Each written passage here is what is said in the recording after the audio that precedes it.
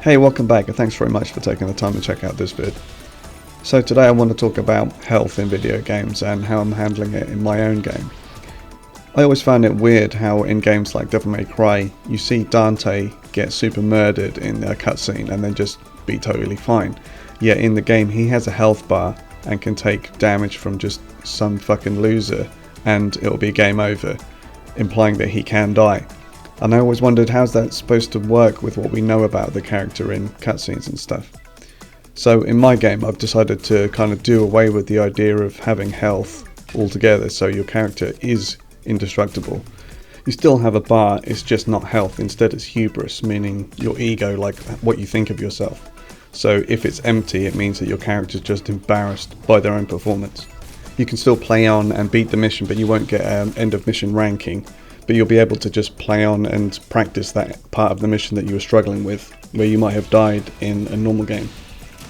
Because it's hubris rather than health, you can get it back in other ways besides a fucking health kit or whatever, because we're just talking about what your character thinks of themselves. So the primary way to do that is to grapple finish enemies, so when they're in low health you can get near them and press the prompt and kill them, and you get a little bit of hubris for doing it that way rather than with a normal attack.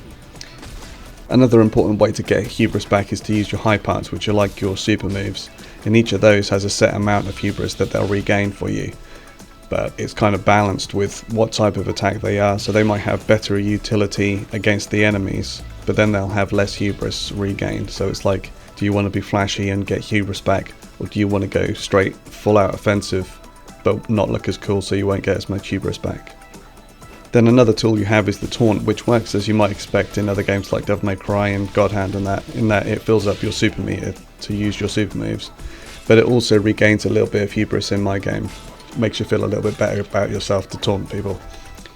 You can't just do this over and over again to refill your hubris though. You have to engage in combat a little bit before the taunt will be useful again. I've also programmed a bunch of different animations for your taunt, so you've got some kind of generic taunts you can do at any time, but then depending on what's going on, the taunt animations will be different. So if you try to taunt in response to just getting punched in the face yourself, the animation will reflect what just happened. And likewise, if you taunt an enemy who's stunned themselves, something else happens.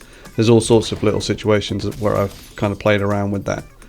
So yeah, despite your character being indestructible, you still want to keep your hubris as high as can be, and that means staying safe and looking cool and not getting punched in the face over and over again. So I'll talk a little bit about the defensive options that we have. The most familiar to most players will be the dash, which has got some iframes on startup, keeps you at distance from enemies, especially if you're going to be using ranged attacks like guns and stuff. I've been careful to make sure that enemy attacks are readable, so they all have enemy shout sound effects before they attack, and there's a little red flash, so even when they're off screen you know something's going to happen. So we want to make it as fair as possible. When you're not moving, the dash button becomes a block and counter button. You can press this button in time with an enemy attack to counter it, or if you mistime it you can just hold it to keep you safe from most normal attacks. But if you do this regular block, you'll be put into a block stun, and if you take a subsequent hit during that, you can't block. So you have to be kind of careful with it at least, and the perfect timing of the counter is the thing to aim for. So these tools I've mentioned are the sort of defaults, normal things that you have. But beyond that, there are some optional things you can put into your loadout to help or change how you deal with defense. Weaving works very differently to blocking in that you have to tap the button rather than hold it to remain safe. The animation of each weave can be interrupted by the next. Weaving in this way is superior to blocking because you don't have the danger of being stuck in a block stun. In addition, if you use a single weave rather than mashing the button, your height will feel like you would with a perfect counter. One downside of the weave is that enemies don't get put into a countered state, and the other downside is they can only be used to weave under horizontal swipes. There are some enemies who will attack overhead, in which case you have to block or dash to avoid them. And the flip side of that is that the weave can be used to duck under unblockable attacks as long as they're horizontal. Trying to block or counter an unblockable attack will normally get you hit.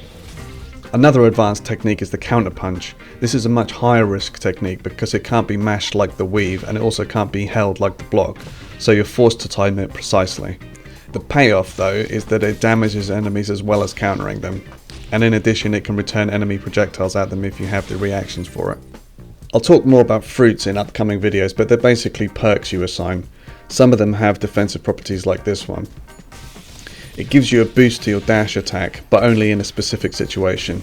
If you're attacking, then dash to evade an enemy attack at the right time, then your subsequent dash attack becomes much more powerful. So this fruit is rewarding you for being ready with your defensive dash, even when you're on the offense. And the fruit itself has a meter you can see in the bottom right of the screen, so its effect is more powerful if you're not overusing it.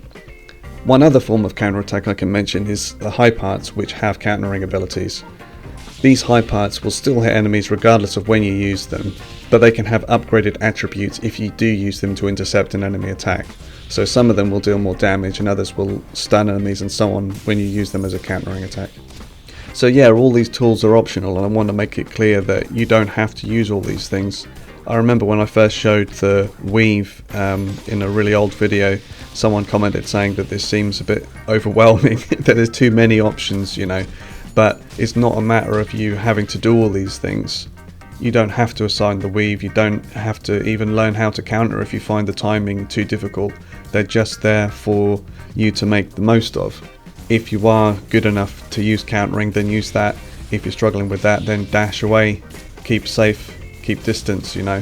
These other tools are there more as a kind of reward for being up in the enemy's face, but being ready to time everything right, you know.